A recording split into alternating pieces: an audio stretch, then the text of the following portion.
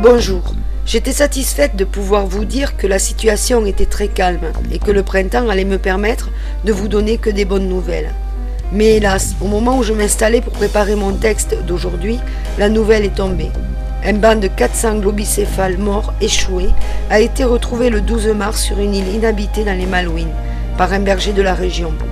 Il a accosté pour s'enquérir de son troupeau de moutons et là, il les a vus. Il a estimé qu'ils étaient morts depuis au moins 10 jours et les a comptés un à un. Ils étaient exactement 400, allant d'une longueur de 1,50 m à 7 m, échoués là, sur la plage.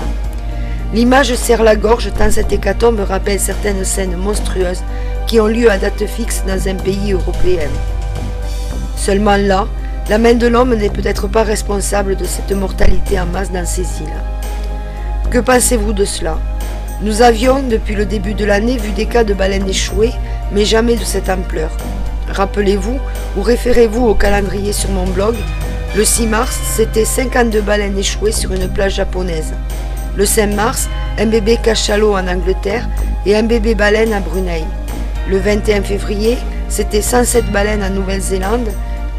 Et le 4 février, 82, toujours en Nouvelle-Zélande. Qu'est-ce qui pousse ces animaux sur les plages ?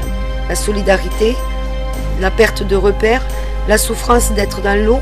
Certains iront jusqu'à dire sur Internet que nous sommes à l'aube de la 6e disparition des espèces et que ces animaux marins tentent, comme l'ont fait leurs ancêtres, de quitter le monde aquatique pour évoluer vers un monde terrestre.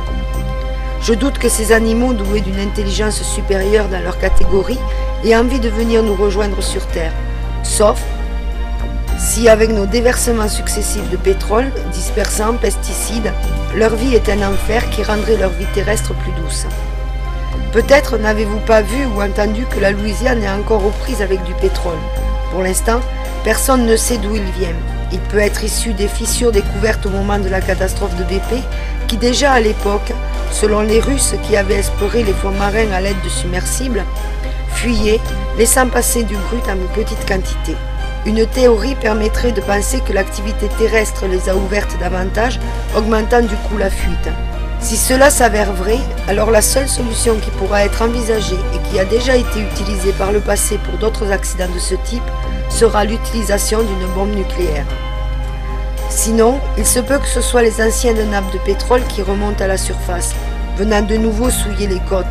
En effet, le 15 mai 2010, des nappes énormes étaient découvertes en grande profondeur par des scientifiques.